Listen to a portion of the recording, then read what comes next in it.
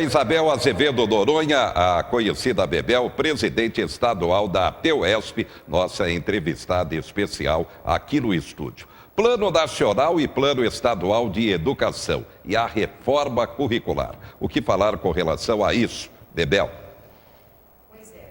O Plano Nacional de Educação foi uma conquista histórica dos professores, da comunidade educacional.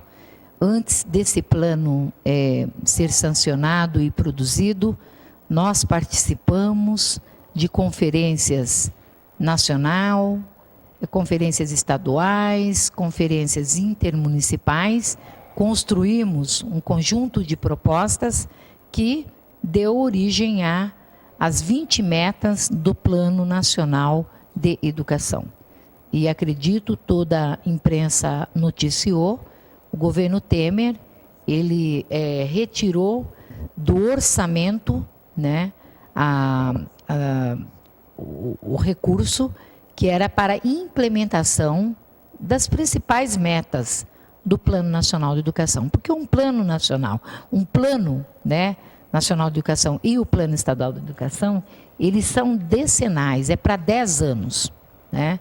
Então, quer dizer, mesmo aquelas metas que eram intermediárias, me refiro ao financiamento, 10% do produto interno bruto, que teria que estar previsto, né, no orçamento da União, não estão.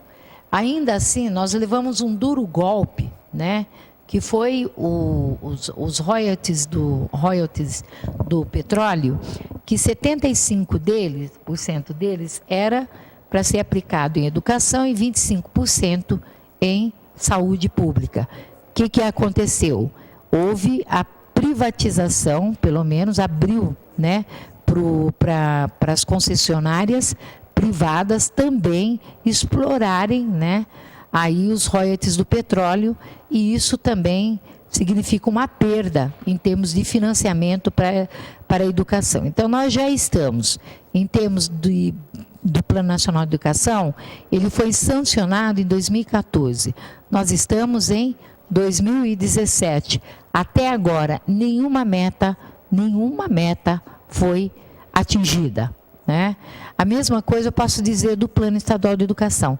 Também foi um trabalho lindíssimo, a PUESP com 75 entidades, né, através do Fórum Estadual de Educação, construiu esse Plano Estadual de Educação, muito parecido, ou totalmente parecido com o Plano Nacional.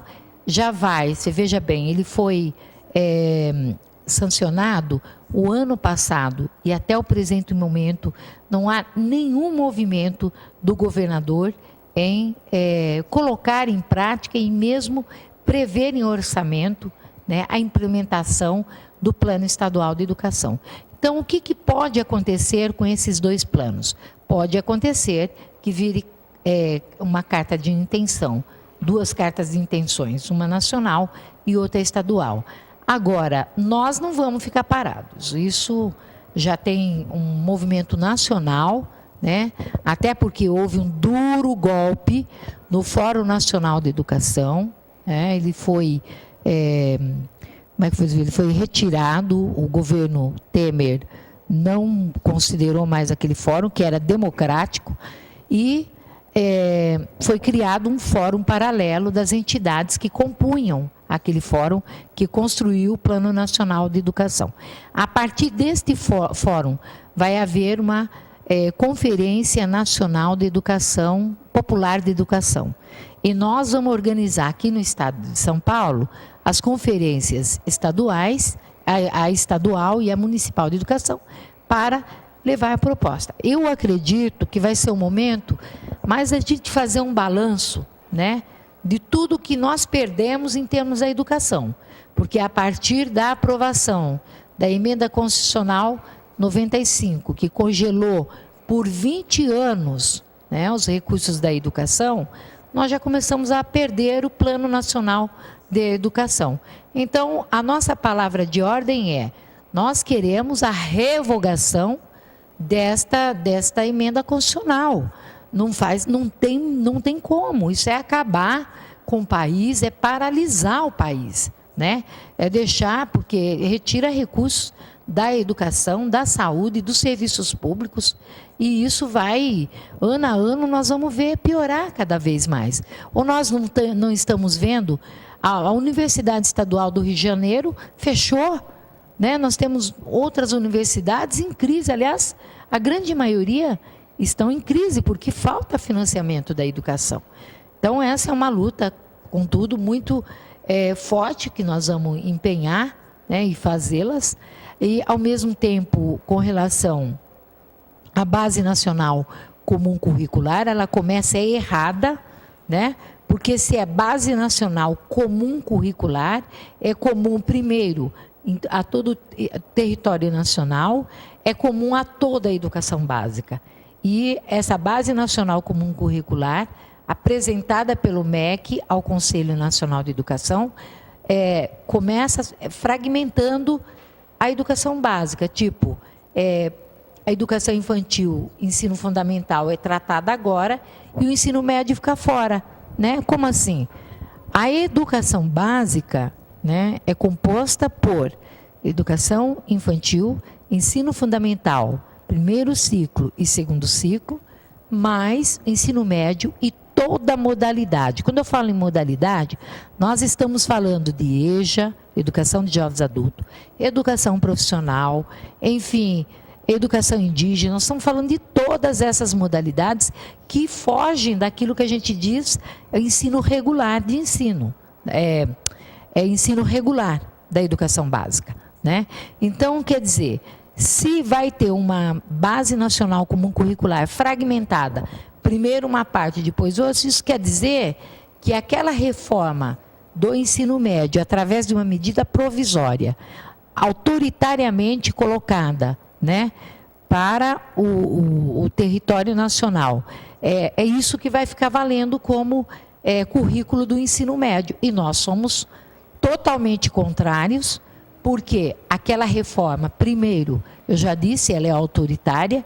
Segunda, ela engana a população quando diz que os estudantes vão poder escolher até 2 áreas do conhecimento. Não é verdade. Quem fará a escolha serão os governos estaduais, de acordo com a demanda de professores.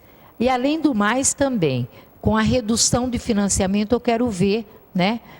Porque a mesma reforma, ela promete, pelo menos ao longo de 5 anos, tornar o ensino médio integral. Olha o contrassenso. Você reduz o investimento para a educação e, ao mesmo tempo, tornar integral. Nós sabemos que não vai conseguir, isso não vai ser possível, porque na realidade de Brasil que nós temos, os meninos, né, os jovens de ensino médio, eles também trabalham, eles trabalham e estudam. Eu tive essa realidade de trabalhar e estudar, né? Então, quer dizer, se eu não tivesse oportunidade de trabalhar, eu não poderia estudar. Então, eu teria que só trabalhar e fazer educação de jovens e adultos depois. Assim vai acontecer, é numa realidade, e vai haver, na verdade, uma saída desses meninos que trabalham e vai ser para a minoria, né? Poucos alunos do ensino médio, porque eles não vão poder ficar tempo integral. E é um contrassenso, porque o ensino médio também é a terminalidade da educação básica, né? Então, seria mais lógico na educação infantil, ensino integral, primeiro ciclo de ensino fundamental e, na minha opinião, até por adesão das famílias, inclusive. Então, eu acredito que há muito retrocesso, é um retrocesso muito grande. A gente veio num período, né, podemos ter dissensos aqui, mas um período de inclusão social e educacional, e esse primeiro ano do governo Temer para a educação brasileira, olha, foi um retrocesso profundo. Não tem nem avaliação, nós vamos ter em pouco tempo, nós já estamos tendo. Muito bem, obrigado à conhecida Bebel, Maria Isabel Azevedo Noronha, a presidente estadual da POESP, o sindicato que representa os professores da rede pública do estado, nossa convidada especial. Destaques do momento.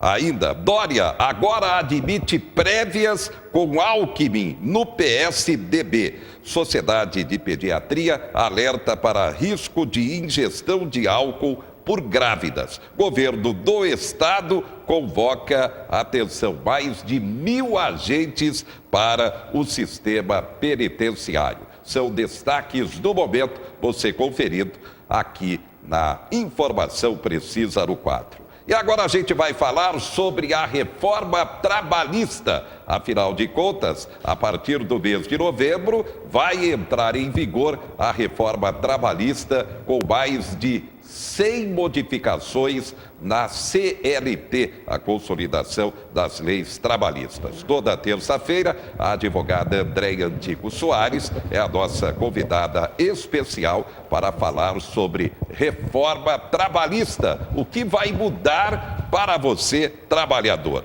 Ponto alto de discussão com relação a grávidas, o trabalho insalubre. A nossa convidada, a advogada Andréia Antico Soares. Andréia, boa noite. Boa noite, José Henrique. Boa noite, população de Marília. Bem, o que falar com relação a esse tema, grávidas e o trabalho insalubre?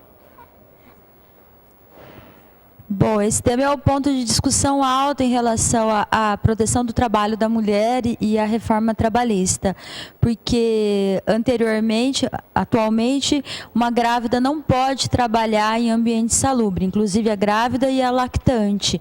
Agora, com a reforma trabalhista, nós temos uma permissão de que tanto a grávida quanto a lactante possa trabalhar em graus de insalubridade leve e médio, só sendo proibido o trabalho insalubre em grau máximo. Lembrando, José Henrique, que o trabalho em insalubridade é aquele trabalho cujas atividades ficam expostas a agentes químicos, biológicos, ao calor, ao frio, não é? Em hospitais. Então, a gente sabe que esse trabalho é bastante complicado. Só poderá trabalhar nesses ambientes em grau leve e médio desde que a gestante tenha um atestado médico que permita. Outro ponto que é preocupante, porque será que os médicos têm conhecimento de segurança do trabalho, vão poder avaliar o local de trabalho, poder conferir um atestado médico que proteja de fato a saúde da mãe e do nascituro? É bom lembrar a toda entidade médica que essa alteração pode trazer grande responsabilidade civil e penal para aquele médico que presta serviços para a empresa e autorize um trabalho que depois venha causar algum prejuízo a essa saúde tanto da mãe quanto do filho. E a duração do trabalho, o tempo de trabalho? A duração do trabalho, antes a mulher tinha, quando entrava em horas extras, ela tinha um intervalo de 15 minutos para poder descansar, que caso não fosse concedido, viraria hora extra também. A reforma revoga, portanto, esse artigo 384 da CLT e a mulher, então, não tem como mais descansar. Existem críticas, porque esse artigo, inclusive, foi considerado constitucional pelo Supremo Tribunal Federal em virtude da dupla jornada da mulher e dos cuidados que ela tem com a família. Precificar o dano moral. Juridicamente, o que seria isso, doutora Andréia?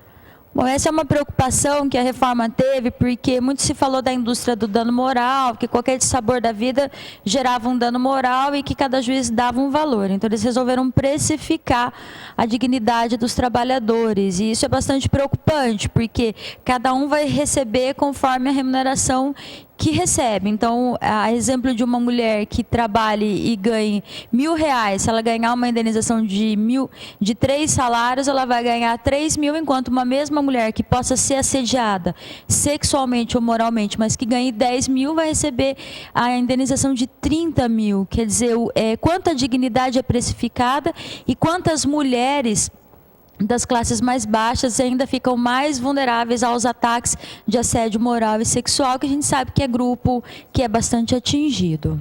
Destaques do momento: Supremo Tribunal Federal autoriza a abertura de novo inquérito contra Michel Temer. Também, ainda, comércio entre Brasil e Coreia do Norte prestes a ter novas sanções através da ONU. Senador do PSD chama a CPI de farsa e é o segundo a sair de comissão. Depoimento de Fernando Henrique e Malan provam inocência de Lula, diz defesa. Depoimento de Lula marcado para Curitiba desta quarta-feira. Coraine agora critica o prefeito Daniel Alonso. Coraine é da bancada do prefeito. O motivo foi o plano de carreira do funcionalismo municipal. Destaques do momento. Daqui a pouco a gente volta com o tema Reforma Trabalhista e a Unimar promove a Feira de Profissões. Você tem dúvida com relação